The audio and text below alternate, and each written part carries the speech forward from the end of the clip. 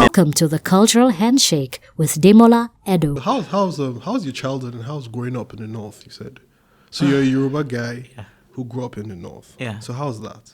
I don't know. That's not popular opinion, but I absolutely loved it. I wouldn't choose anywhere else to grow up in Nigeria, and maybe that's because of course there's bias there because that's what I know. But growing up in the north was calm. It was serene. There was a sense of being your brother's keeper, and there was also the sense of community, right?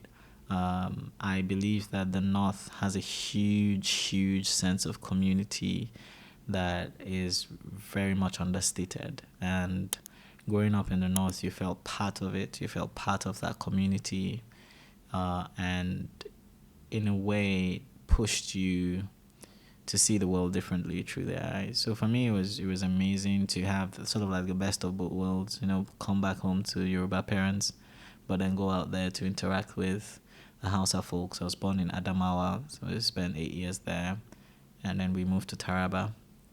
And we spent about 1.5 to 2 years in Taraba, and then we moved to Niger State. And in each of the different states have their peculiarities. I know people just bundle the entire north, but Adamawa, just interacting with the Fulani folks and, trying to learn Fulfulde on top of the house. I actually thought Adamawa was full of more indigenous tribes.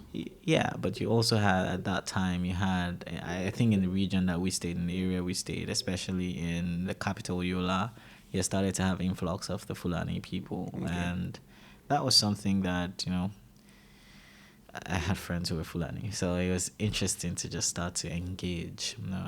Taraba was different. It was, I feel, my mind, more Christian. More Christian than it was Muslim. And, they had a different dynamic to it. Niger State was something, else entirely. It was more or less 50-50. It wasn't Hausa per se. We all think about the Hausa people. In Niger State, you had to talk to the Gwari people, the Nupe people. They carved Abuja out of Niger State as well. Exactly, yeah. And, they have their different peculiarities. The Gwari people have their culture way different, way different, right? It's funny, like you said, we always think of the North like a homogeneous structure, and it isn't. It's not at all. So what's the difference between, say, Adamawa, because the majority Muslim, right? Mm-hmm. And Niger State as well? That's a lot. I really don't even know where to start with the differences. So first of all, the Nupe people in Niger State are predominantly Muslim. I think Nupe was more of is it Benue or Kogi? No, I would say I feel like they were carved out of the Yoruba people. I think they trace their history back to Yoruba in a sense. Okay. Right? Okay. So the Nupe people are more, I don't want to say, they're very, it feels like they know what they want. They're very bold. Yeah. They're very bold people, and, they're very direct, and they are, in a sense, will tell you this is what we want, and, that's it. Yeah, this is it. The Gwari people are very, very cultural in a sense. They value their culture so much, and their culture is even built around farming yam. So even if you have a very rich Gwari man, he still has a yam farm, and it means a lot. Just engaging in that every year means a lot to all of Gwari people. One of the things I saw with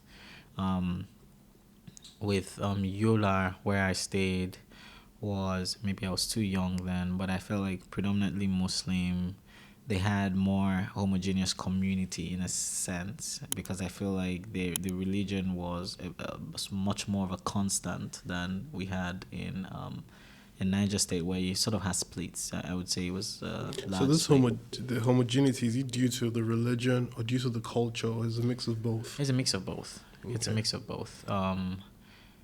In Niger State, you had a lot of immigrants too in Niger State, so you had a mix and match of culture. Immigrants from where? Immigrants from, in a sense, I know we say immigrants, but people from the West. Okay, south, Yeah, east, south, southeast, west, southwest. yeah, exactly. Okay. Yeah, so you had a lot of people there who were not indigents of Niger State, or who are not indigents of Niger State. How are they treated, the non-Indians? Oh well, the thing about one of the things that people, I think that we can't comment directly on how people are treated. I would say this, right? There's a way you're treated when you integrate, and there's a way you're treated when you don't integrate. Okay, understood. Yeah. So so there was a integration of the people that moved and lived there.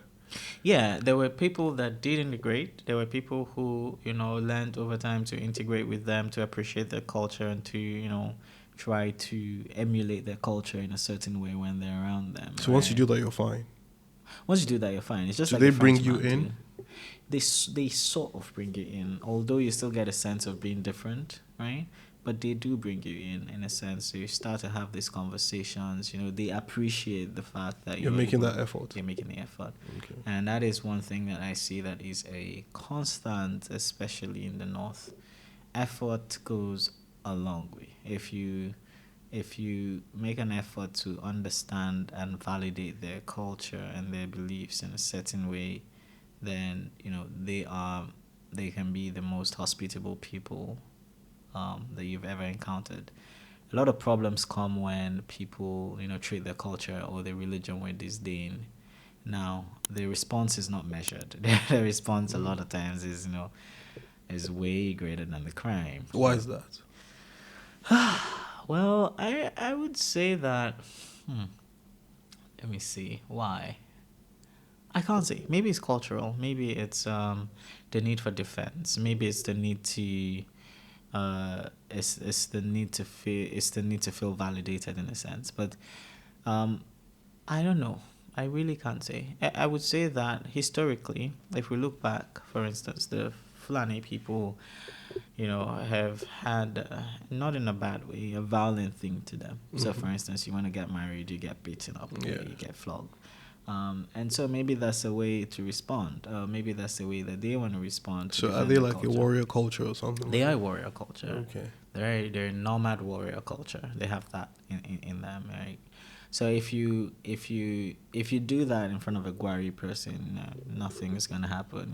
They're just gonna be like, okay, you're out of your mind, you're out of your depth. I'm not really going to respond. But there are warrior cultures within the North that have retained that, and you have them from from the Borno Empire, being passed down, and over time, I think being mixed with religion. The need to defend. Right? Okay. Because I was going to ask eventually, you don't really have that in the Middle East in some places where somebody blasphemes or somebody does something and the violence is not in, it's the escalation of violence is ridiculous. You don't really have that. Yeah. And let's not forget that, the amount of years that has passed from, the point where they were actual warriors, going around defending territory, defending beliefs, is not a long time ago. My father always said that in Nigeria, it's not too long ago we left the bush. Exactly. So some behaviors where you're like, oh, this is uncultured, this is that. I said 50, 60 years ago, we're still in the forest. Exactly. Defending ourselves against 100 years ago, we're half naked. Exactly. Yeah. And this is not long ago, and some of those things are still passed down over the years. And in a sense, you need to defend your territory, you need to defend your religion, you need to defend yourself. Someone external is trying to come and rubbish you, defend yourself. And then that has carried on over the years.